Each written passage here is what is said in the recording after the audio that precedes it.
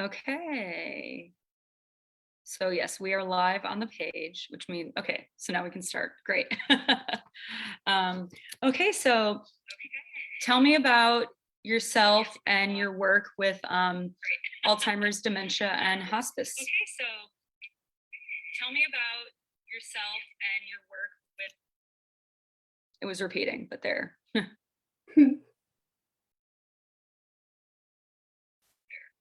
We good? Yes. Yeah. Okay. Yeah, well, hi. My name is Ellie Douglas, and I'm an interfaith hospice chaplain. I provide spiritual and emotional support to individuals on hospice care, and I also support their loved ones and families. I've been working with individuals who have dementia for the past 5 years now in my work.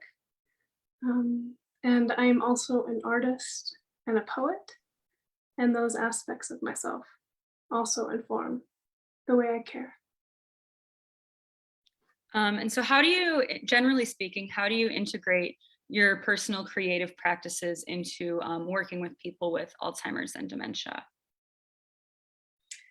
Yeah, the way that I relate on a creative level is really by matter of um, compassion and being present with an individual with dementia, and then also being creative in the way that I listen. Um, I feel that those are three really important characteristics for caring for someone who has dementia. We are compassionate, we lean in and know that they too are suffering and let them know that they're not alone in that suffering by truly being present and being with them. And then I feel that when we're truly present, we can listen with an inquisitive, curious mindset. And that's really where the creativity comes in.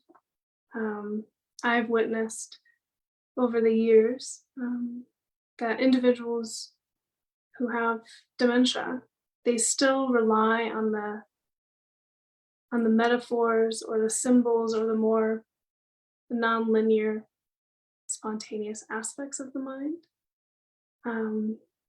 which I have found to be quite interesting and beautiful as they're processing their life. And so when I'm listening, I'm always aware to listen for what's being said beneath the surface.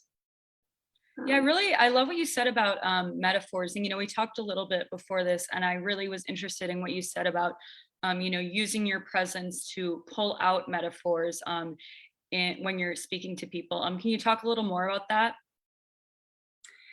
yeah. Um, so some examples of things that I've heard over the years with individuals who have various degrees of dementia. I've heard phrases like, I'm waiting to get on the train, or I need to put my boots on one last time, or I'm ready to swing into the other world. Um, in order to almost describe something that's so sort of intense, you could say, I find that the mind does rely on metaphor. And I found it to be quite interesting. Um, and I can give some examples. Yeah, definitely. I would love that. Yeah, I got lots of quotations and Mhm. stories from individuals, but the way that I listen differently really all began with this man that I cared for. He lived in a memory care unit. He had multiple strokes and had been living in the memory care for a long time, and he was now on hospice care. And he was always asleep in his recliner chair. And one day I decided to wake him up. Um, and when I woke him, I asked him, "How are you doing?" And he woke up and he looked out the window and he said, "I'm just sitting here daydreaming as I look over the sky of my life. I see all this doing, needing to decide this and that, which college I should attend, but I find it's quite nice to just sit and watch and maybe even take an afternoon nap. And so in this relationship, I was so taken by his processing, and really from that day forward, I started to listen differently, and I started to listen more like a poet or an artist would.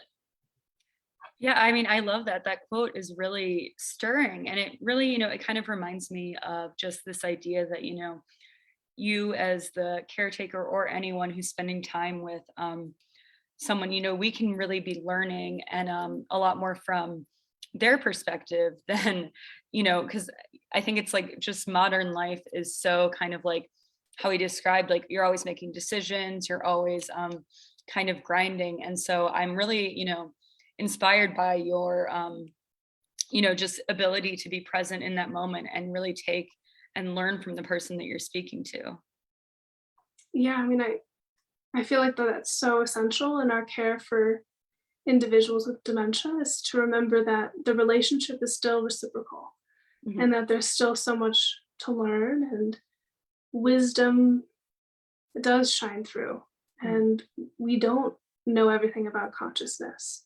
And there can be these really beautiful moments that I feel we just need to pay attention to.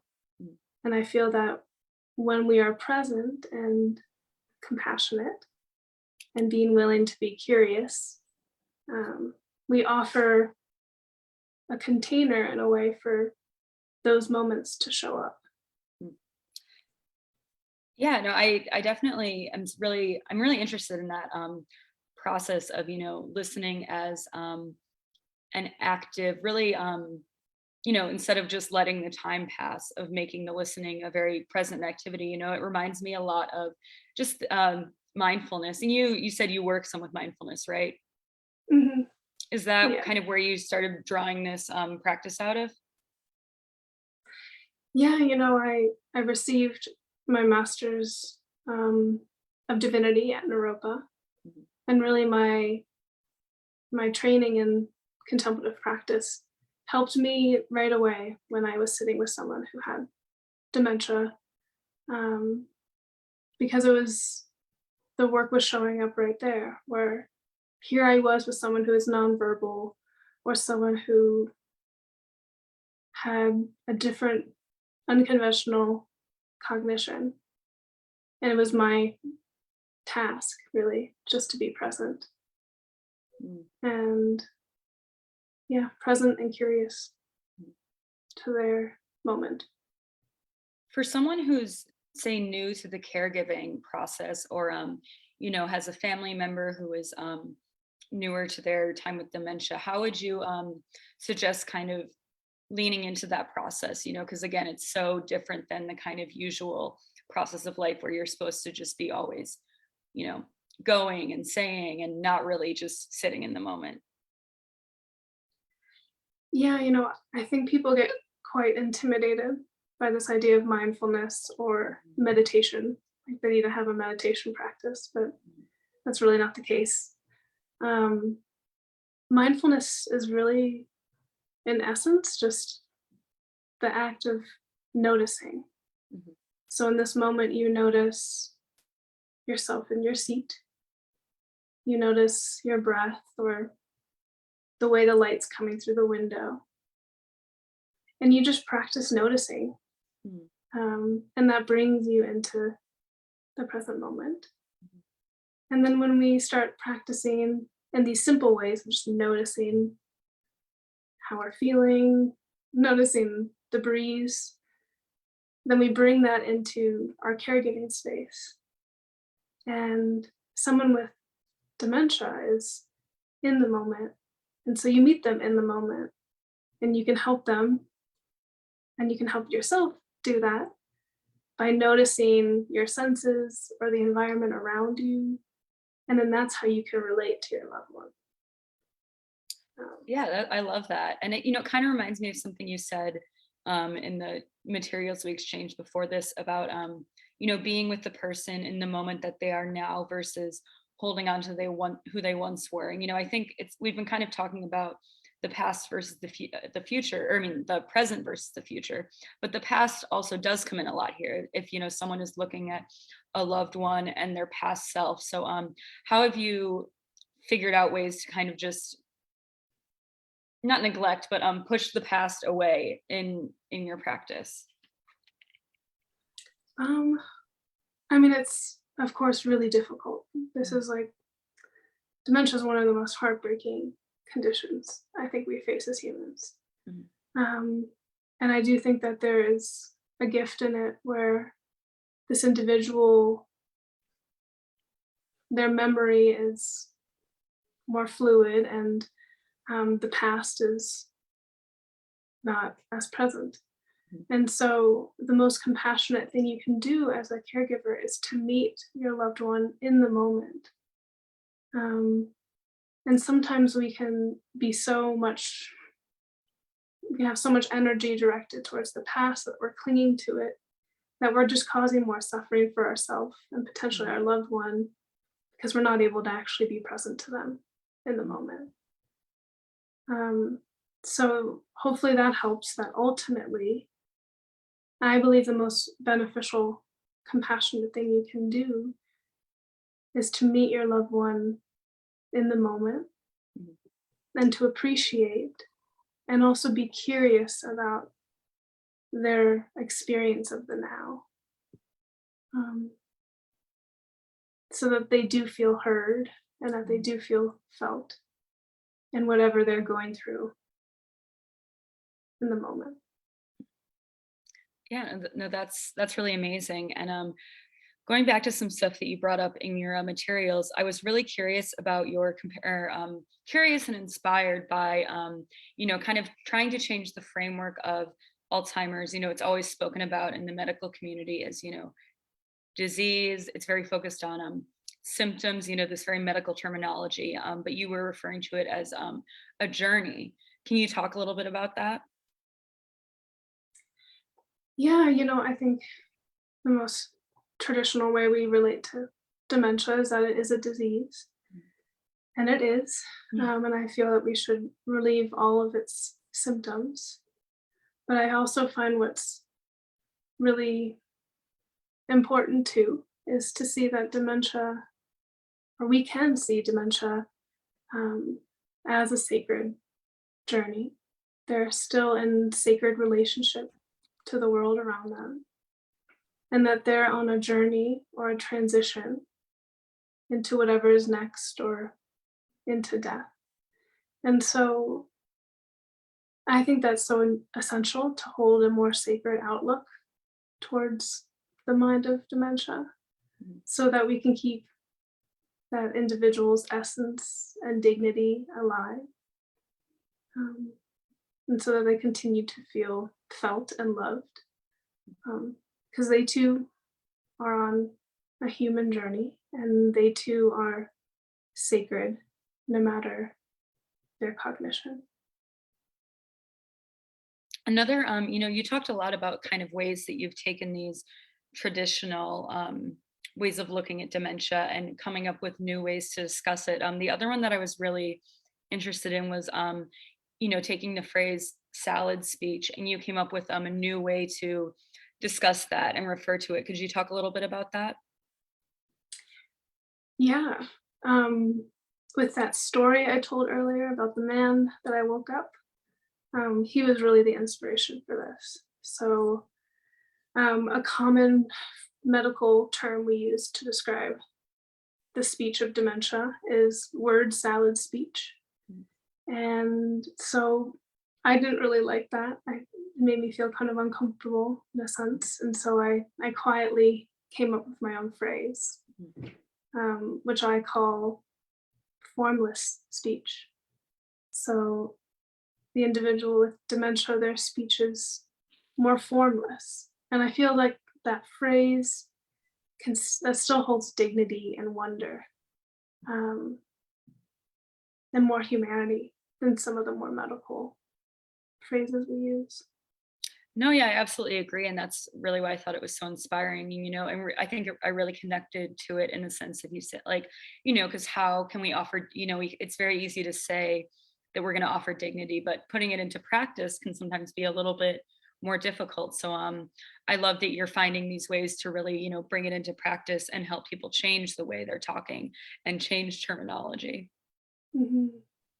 Have you found Yeah. any other kind of ways to really bring that effectiveness into dignity and honor through your practice, or that you could things that maybe the average person could bring into their interaction with people with Alzheimer's and dementia. Mm.